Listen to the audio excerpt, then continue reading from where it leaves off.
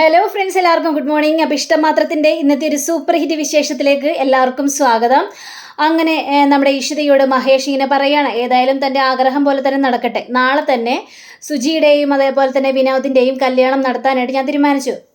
അതും രജിസ്റ്റർ വിവാഹം, അവരറിയാനേ പോലും പാടില്ല. ഇത് കേട്ട് കഴിഞ്ഞപ്പോഴേക്ക് നമ്മുടെ ഇഷിതയ്ക്ക് ഭയങ്കര സന്തോഷം തോന്നുകയാണ്. അതെ, അവരെ ഒന്ന് സെറ്റിലാക്കണം, എന്നാൽ മാത്രമേ എൻ്റെ മനസ്സിന് സന്തോഷം ഉണ്ടാവുള്ളൂ. അതേപോലെ തന്നെ ആദിയെയും എനിക്ക് എൻ്റെ ജീവിതത്തിലേക്ക് കൊണ്ടുവരണം.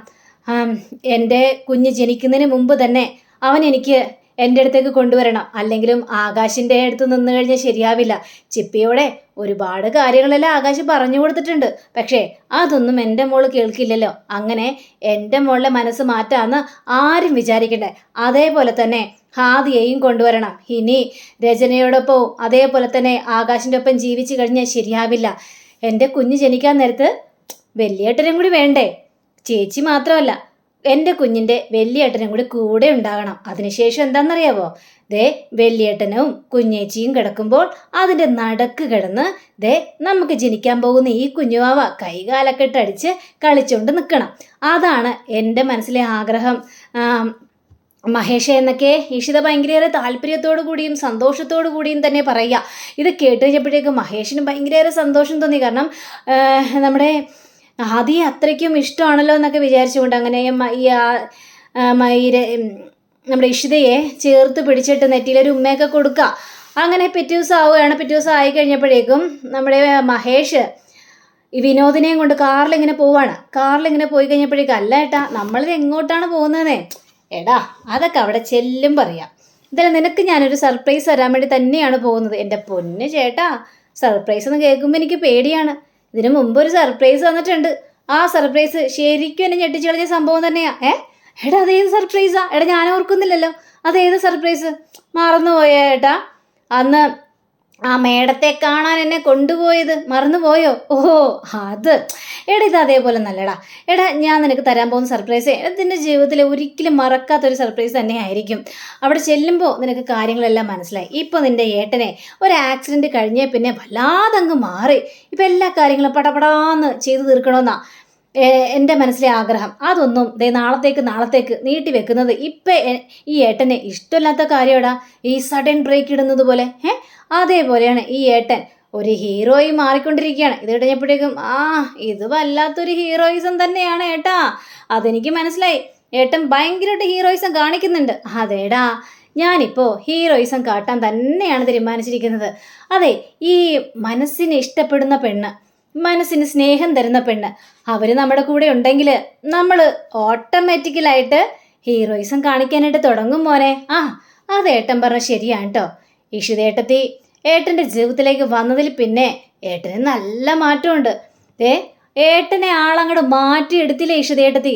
അതേപോലെ തന്നെയാണ് നിന്റെ ജീവിതത്തിലേക്ക് ഒരു പെണ്ണ് വന്നു കഴിഞ്ഞിട്ടുണ്ടെങ്കിൽ നീയും അങ്ങോട്ട് മാറും. നിന്റെ മനസ്സിൽ കാത്തു സൂക്ഷിക്കുന്ന ഒരു പെണ്ണുണ്ടല്ലോ, സുചിത്ര, അവൾ നിന്റെ ജീവിതത്തിലേക്ക് വന്നു കഴിഞ്ഞാൽ നിനക്ക് സന്തോഷമാവൂലേ ഏട്ടാ? ഞാനേ ഇപ്പം കല്യാണക്കാര്യത്തെക്കുറിച്ചൊന്നും അങ്ങോട്ട് ചിന്തിക്കുന്നില്ല. എനിക്ക് മനസ്സങ്ങോട്ട് സെറ്റാവുന്നില്ല ഏട്ടാ. അതുകൊണ്ട് പാവം അവൾക്കൊരു വാക്ക് കൊടുക്കാൻ പോലും എനിക്ക് കഴിഞ്ഞില്ല ഏട്ടാ എന്നൊക്കെ ഇങ്ങനെ പറയുകയാണ് നമ്മുടെ വിനോദ്. എടാ, എല്ലാം ശരിയാവൂടാ. അതൊക്കെ ഇരിക്കട്ടെ ഏട്ടാ, ഇനിയെങ്കിലും പറഞ്ഞൂടെ നമ്മൾ എങ്ങോട്ടാ പോകുന്നതെന്ന്? പറയാലോ, സ്ഥലം എത്തിയല്ലോ. ഇനിയിപ്പോൾ പറയുന്നത് കൊണ്ട് എന്താ പ്രശ്നം? നീ ഇറങ്ങേ.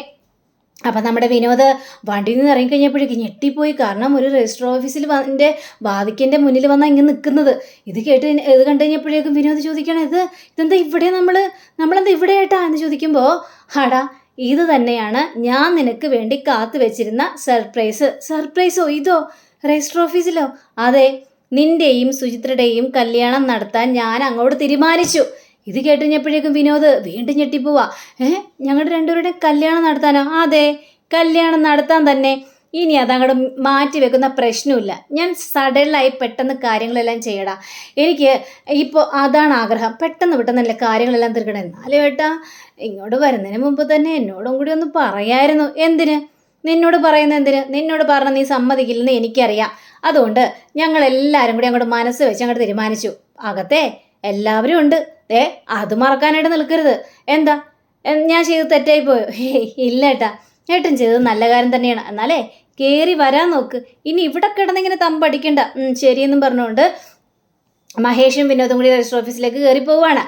ഇതേ സമയം തന്നെ നമ്മുടെ മഞ്ജിമയെ കാണിക്കുകയാണ്. മഞ്ജിമയാണെങ്കിൽ ആകെ വേറി കൊണ്ടൊരവസ്ഥ, കത്തിയൊക്കെ എടുത്ത് മുന്നിലിങ്ങനെ വെച്ചിട്ട് ഇപ്പം തന്നെ ആരെങ്കിലുമൊക്കെ കുത്തിക്കൊല്ലണം എന്ന രീതിയിൽ തന്നെയാണ് നമ്മുടെ ഈ മഞ്ജിമ ഇങ്ങനെ നിൽക്കുന്നത്. അങ്ങനെ അതിനുശേഷം ആ കത്തി എടുത്തൊരു ആപ്പിളിട്ടോ ഒറ്റ കുത്താണ്. ആ കത്തിയെടുത്ത് വലിച്ചങ്ങോട്ട് ഊരിയിട്ട് അതിനുശേഷം ഈ മഞ്ജിമയുടെ ഞരമ്പ് മുറിക്കുന്ന രീതിയിൽ ഇങ്ങനെ കത്തി കൊണ്ടുവന്ന് വെച്ചിരിക്കുക.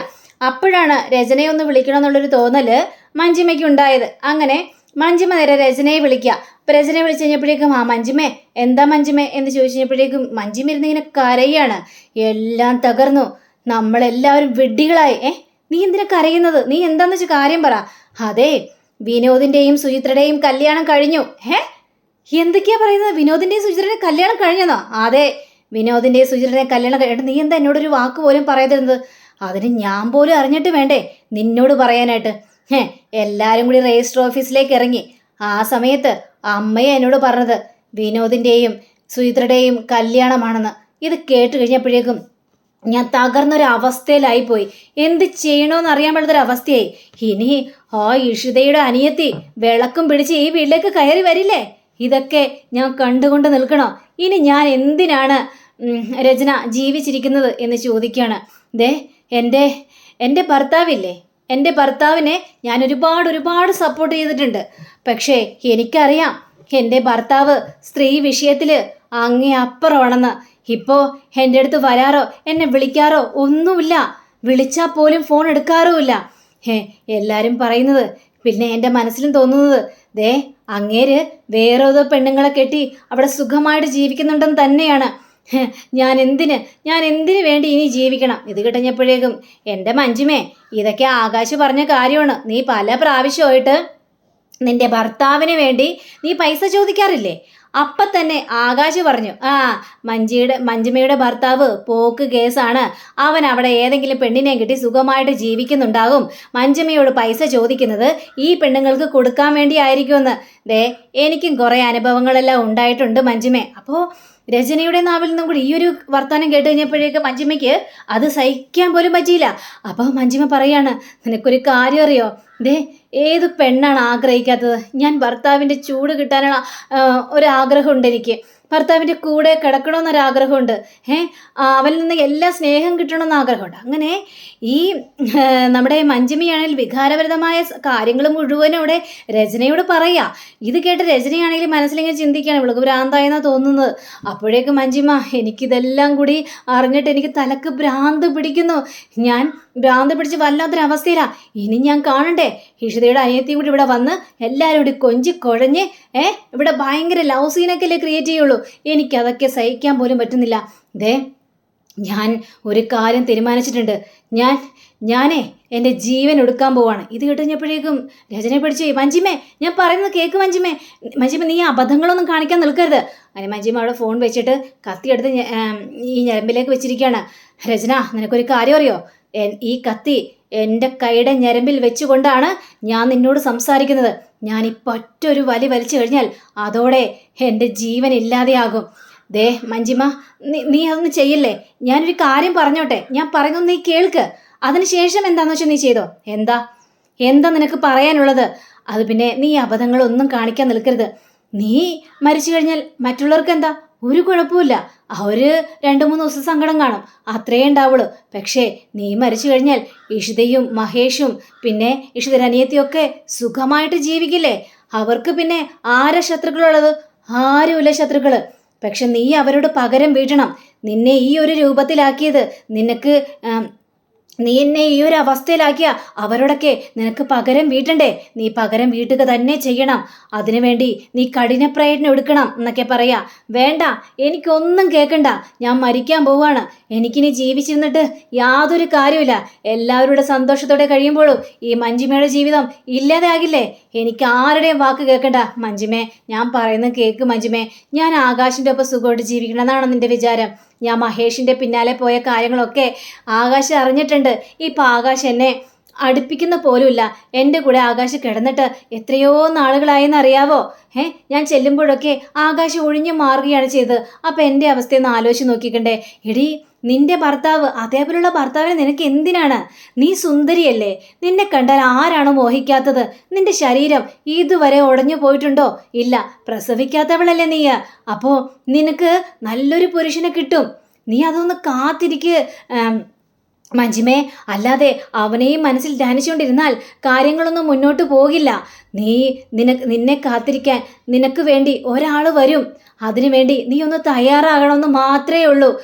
അവനേക്കാളും വലിയ കാമദേവൻ തന്നെ നിന്റെ അരികിലേക്ക് വരും. നിന്നെ സ്നേഹം കൊണ്ട് പൊതിയോ അവൻ.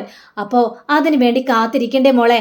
നീ അതുകൊണ്ട് ഞാൻ പറയുന്നൊന്ന് കേൾക്കണം. ഇത് കേട്ട് കഴിഞ്ഞപ്പോഴേക്കും മഞ്ജിമ പറയാണ്, ഞാൻ മരിച്ചു കഴിഞ്ഞിട്ടുണ്ടെങ്കിലേ ഞാൻ പ്രേതമായിട്ട് വന്ന് ഇഷിതയുടെയും മഹേഷിനെയും കാലെ പിടിച്ച് വലിച്ച് അവരെ ഞാൻ ജീവിക്കാൻ അനുവദിക്കില്ല. നീ മണ്ടത്തരം പറയല്ലേ. ജീവിച്ചിരിക്കുമ്പോഴാണ് നമ്മൾ അവരോട് പകരം വീട്ടേണ്ടത്. അല്ലാതെ മരിച്ചു കഴിഞ്ഞ് വേറെ ഏതോ ലോകത്ത് പോയിട്ട് നമ്മൾ അവിടെ പകരം വിട്ടിട്ട് വല്ല കാര്യമുണ്ടോ? ഞാൻ പറയുന്ന കാര്യങ്ങളൊക്കെ മനസ്സിലാക്കണം. ഞാൻ പറഞ്ഞല്ലോ, നിനക്കായി ഒരുത്തൻ വരിക തന്നെ ചെയ്യും. ഒരു രാജകുമാരനെ പോലെ ഒരുത്തൻ. നിനക്ക് ഒരു കേടുപാട് സംഭവിച്ചിട്ടില്ലല്ലോ മഞ്ജിമേ. ഇതൊക്കെ കേട്ട് കഴിഞ്ഞപ്പോഴേക്കും, ഈ രചനയുടെ പ്രലോഭനമായ കാര്യങ്ങളെല്ലാം കേട്ട് കഴിഞ്ഞപ്പോഴേക്കും മഞ്ജിമയുടെ മനസ്സ് മാറുക. അപ്പം മഞ്ജിമ പറയാണ്, ഏതായാലും എൻ്റെ തീരുമാനം ഞാൻ മാറ്റിയിരിക്കുന്നു രചന. മിടുക്കി. അങ്ങനെ വേണം കാര്യങ്ങളുടെ മുന്നോട്ട് പോകാനായിട്ട്. അതുകൊണ്ട് നീ ആത്മഹത്യയെക്കുറിച്ചൊന്നും ചിന്തിക്കാനേ പാടില്ല. അവരോട് പകരം വീട്ടുകയാണ് വേണ്ടത്. ഇപ്പോൾ അവൾക്കൊരു കുഞ്ഞ് ജനിക്കാൻ പോവുകയാണ്. അതിന് ഉപരിയായിട്ട് നീ എന്തെങ്കിലും ചെയ്യാനായിട്ട് നോക്ക്. അല്ലാതെ നിന്റെ ജീവൻ കളഞ്ഞുകൊണ്ട് നീ എന്തെങ്കിലും ചെയ്യാമെന്ന് വിചാരിച്ചു കഴിഞ്ഞാൽ അതൊന്നും വർക്കൗട്ട് ആവുന്ന കാര്യങ്ങളേ അല്ല മഞ്ജിമേ.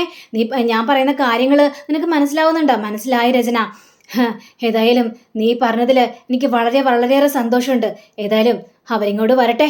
എന്താ വേണ്ടത് ഏതാ വേണ്ടതെന്നൊക്കെ എനിക്ക് നന്നായിട്ട് തന്നെ അറിയാം. ഒരു പുതിയ മഞ്ജിമയായിട്ടായിരിക്കും ഇനി ഞാൻ മുന്നോട്ട് പോകാനായിട്ട് പോകുന്നത്. അങ്ങനെ നല്ല തീരുമാനങ്ങൾ എടുക്കും. ശരി, ഞാൻ നിന്നെ പിന്നെ വിളിക്കാം എന്ന് പറഞ്ഞുകൊണ്ട് അവിടെ ഫോൺ കട്ടാക്കുകയാണ്. മഞ്ജിമയാണെങ്കിൽ രണ്ടും കൽപ്പിച്ച് തന്നെ നിൽക്കുക. അങ്ങനെ മഹേഷും അതേപോലെ തന്നെ ഇഷിതയും കൂടി കാറി വരികയാണ്. അപ്പം ഇഷിത പറയണേ, എന്നാൽ മഹേഷ് കാണിച്ചത് വളരെ തെറ്റായി പോയിട്ടോ. ഇങ്ങനെയൊന്നും ഞാൻ പ്രതീക്ഷിച്ചു പോലുമില്ല. അനിയനെ കൂട്ടിക്കൊണ്ട് വരിക, എന്നിട്ട് രജിസ്റ്റർ ഓഫീസിൽ കൊണ്ടുവരിക, അതിനുശേഷം അനിയൻ്റെയും സുചിത്രയുടെയും കല്യാണം നടത്തുക. അവർ രണ്ടുപേരും സൈൻ ചെയ്ത് മാലയിട്ട് കുറേ ഫോട്ടോസ് എടുത്തു. വീട്ടിലേക്ക് കൊണ്ടുവരേണ്ട ഒരു ചടങ്ങില്ലേ, അതുപോലും നോക്കാതെ നിങ്ങൾക്കൊരു ഫ്ലൈറ്റ് ടിക്കറ്റ് റെഡി എന്നും പറഞ്ഞുകൊണ്ട് ആ ടിക്കറ്റ് കൊടുത്തിട്ട് നിങ്ങൾ നേരെ കൊടൈക്കനാലിലേക്ക് വിട്ടോളാൻ. ഇതൊക്കെ എവിടുത്തെ ഇതാണ് എൻ്റെ മഹേഷേ? ഒരു പുതിയ പെണ്ണ് വന്നു കഴിയുമ്പോൾ ആ വീട്ടിലേക്ക് വലത് കാലെടുത്ത് വെച്ച് കയറണ്ടേ? അതല്ലേ നാട്ടു നടപ്പ്. എൻ്റെ പൊന്നോ, നാട്ടു നടപ്പൊക്കെ നോക്കി നിന്നാലേ ചിലപ്പോൾ വിനോദിൻ്റെ മനസ്സങ്ങാട് മാറും. വിനോദിനെ ഞാൻ എന്തുകൊണ്ടാണ് പെട്ടെന്ന് തന്നെ അവനോട് പോലും പറയാതെ രജിസ്റ്റർ ഓഫീസിൽ കൊണ്ടുവന്ന് അവരുടെ കല്യാണം അങ്ങോട്ട് നടത്തി കൊടുത്തത്? ഇവന് ഒറ്റത്തടിയായിട്ട് ജീവിച്ചു കഴിഞ്ഞാലേ അവൻ്റെ മനസ്സിൽ വൈരാഗ്യം വീട്ടണം എന്നുള്ളൊരു ചിന്ത മാത്രമേ ഉണ്ടാവുള്ളൂ. കാറിൽ നിന്ന് അവനോട് സംസാരിച്ചു കഴിഞ്ഞപ്പോഴേക്കും എനിക്ക് ആ ഒരു കാര്യം മനസ്സിലായതാ. അവന് കല്യാണത്തോട് ഒരു താല്പര്യമില്ലെന്ന കാര്യം മനസ്സിലായതാ. പക്ഷേ പിടിച്ച പിടിയാലെ സുചിത്രയെ കൊണ്ട് ഈ കല്യാണം കഴിപ്പിച്ച് പിന്നെ ഹണിമൂൺ ആഘോഷിക്കാൻ കൊടൈക്കനാലോട്ട് പോകുമ്പോൾ അവർക്ക് പിന്നെ വിനോദിന് വേറൊരു ചിന്തയും ഉണ്ടാവില്ല. വിനോദ് ചിന്തിക്കും, എൻ്റെ കൂടെ ഒരു പെണ്ണുണ്ട്, അതുകൊണ്ട് ഇപ്പോൾ വൈരാഗ്യവും വാശിയൊന്നും കാണിക്കേണ്ട സമയമില്ലാന്ന്. അവൻ സന്തോഷിച്ച് ജീവിക്കട്ടെ. അവനായിട്ടായിട്ടൊരു പെണ്ണുണ്ട്. ആ പെണ്ണിനെയും കെട്ടിപ്പിടിച്ച് സുഖമായിട്ട് കഴിയട്ടെ. അതിന് നല്ലതേ കൊടൈക്കനാല് തന്നെയാണ് എന്നിങ്ങനെ പറയണം. നല്ല ഏട്ടൻ തന്നെ. എന്നാലും അങ്ങനെ ഇവർ രണ്ടുപേരും കൂടി നേരെ ആ മഠത്തിന് മുന്നിലേക്ക് എത്തുകയാണ്. ഇനി ഇവിടെയും കൂടി കയറി ഒരു നന്ദി പ്രകടനമൊക്കെ നടത്താനൊക്കെ ഉണ്ട്. അതേതായാലും ശരിയാ, എനിക്ക് മാതൃയെ കാണണമെന്നും വല്ലാത്ത ആഗ്രഹം ഉണ്ടായിരുന്നു. പിന്നെ ഇവിടുത്തെ സിസ്റ്റർ, ഞാൻ സിസ്റ്ററിനെ കുറിച്ച് എന്നെ പഠിപ്പിച്ച സിസ്റ്ററാണ്. സിസ്റ്ററെ ഒന്ന് കാണാലോ എന്നൊക്കെ വിചാരിച്ച് ഇവർ രണ്ടുപേരും കൂടി അകത്തേക്ക് കയറി പോവുകയാണ്. അകത്തേക്ക് കയറിക്കോട്ടെ സിസ്റ്ററെ എന്നിങ്ങനെ ചോദിക്കുമ്പോൾ നമ്മുടെ സിസ്റ്റർ, നീയായിരുന്നു മഹേഷ്, കയറി വാട ചെറുക്ക എന്ന് പറയാ. അപ്പോൾ എന്താ മഹേഷേ എന്നിങ്ങനെ ചോദിച്ച് നോക്കിക്കഴിഞ്ഞപ്പോഴേക്കും ഇഷിത, അയ്യോ ഡോക്ടർ ഇഷിതയും കൂടി ഉണ്ടായിരുന്നോ? ഏതായാലും കണ്ടതിൽ വളരെയേറെ സന്തോഷമുണ്ട് കേട്ടോ. ഞാനിവനെ പഠിപ്പിച്ചാണ്. പിന്നെ എടാ പോടാന്നൊക്കെ വിളിക്കുന്നത് കൊണ്ട് ഒന്നും തോന്നല്ലേ, അങ്ങനെ ശീലിച്ചു പോയതുകൊണ്ട്. അയ്യോ അങ്ങനെയൊന്നുമില്ല സിസ്റ്ററെ, ശരി ഞാൻ ആതിരയെ വിളിക്കാം എന്ന് പറഞ്ഞുകൊണ്ട് ആതിരയെ വിളിക്കാം. അപ്പോൾ ആതിരയെ കണ്ടു കഴിഞ്ഞപ്പോഴേക്കും ഒരുപാട് സന്തോഷം തോന്നി. അപ്പോൾ മഹേഷ് പറയണം, ആതിര ഇങ്ങനെ നിന്നാൽ ശരിയാവോ? എനിക്കിവിടെ സന്തോഷം മാത്രമേ ഉള്ളൂ സാറേ. ഇതൊക്കെ കേട്ട് കഴിഞ്ഞപ്പോഴേക്കും, അങ്ങനെയല്ല, തനിക്ക് ഹൈദരാബാദിലെ ഒരു ജോലി ഞാൻ റെഡിയാക്കി വെച്ചിട്ടുണ്ട്, ഇനി ഉടനെ തന്നെ അങ്ങോട്ട് പോകണം. അയ്യോ സാറേ പേടിക്കണ്ടെന്നേ, താൻ അവിടെ പോയി ഫ്ലൈറ്റ് ഇറങ്ങാൻ നേരത്ത് അവിടെ എൻ്റെ ആൾക്കാരുണ്ടാകും, എന്താ അത്രയും പോരെ എന്ന് ചോദിച്ചു കഴിഞ്ഞപ്പോഴേക്കും മാത്രമേ മതി. അങ്ങനെ കൈ കൂപ്പി പിടിച്ച് നിൽക്കുകയാണ്, ഒരുപാട് നന്ദി പ്രകടനങ്ങൾ പറഞ്ഞുകൊണ്ട്. അതിൻ്റെയൊന്നും ആവശ്യമില്ല, അതിനേക്കാളും വലിയൊരു ഉപകാരമല്ലേ അതിര താൻ ഞങ്ങൾക്ക് വേണ്ടി ചെയ്തത്, എൻ്റെ അനിയൻ്റെ ജീവനല്ലേ രക്ഷിച്ചത്. അപ്പോൾ അതിൽ പരം നന്ദി ഞങ്ങൾക്ക് തന്നോടുണ്ട് എന്നൊക്കെ ഇങ്ങനെ പറയാം. അപ്പോൾ വളരെയേറെ സന്തോഷം തന്നെ. അപ്പോൾ ഇഷിതയും മഹേഷും കൂടി എന്നാൽ സിസ്റ്റർ ഞങ്ങൾ പോട്ടെ, ഇഷിതയ്ക്ക് ഇതിപ്പോൾ എത്ര മാസമായി, 3 മാസമായി എന്നൊക്കെ പറയാണ്. നിങ്ങൾക്ക് രണ്ടുപേർക്ക് എൻ്റെ ഈ അനുഗ്രഹം ഉണ്ടാകും എന്ന് പറഞ്ഞുകൊണ്ട് ഇവരെ പറഞ്ഞയക്കുകയാണ്. സിസ്റ്റർ ആണെങ്കിൽ ഇവരെ കണ്ടു കഴിഞ്ഞപ്പോഴേക്കും വളരെയേറെ സമാധാനം തോന്നുക. അപ്പം അങ്ങനെയും കാണിച്ചുകൊണ്ടാണ് നമ്മുടെ ഇന്നത്തെ റിവ്യൂ ഇവിടെ അവസാനിച്ചിരിക്കുന്നത്. അടുത്ത റിവ്യൂവിനായി കാത്തിരിക്കുക, സബ്സ്ക്രൈബ് ചെയ്യുക. എല്ലാവർക്കും നല്ലൊരു ദിനം ആശംസിച്ചുകൊണ്ട് തന്നെ നമസ്കാരം. Thank you. See again. By.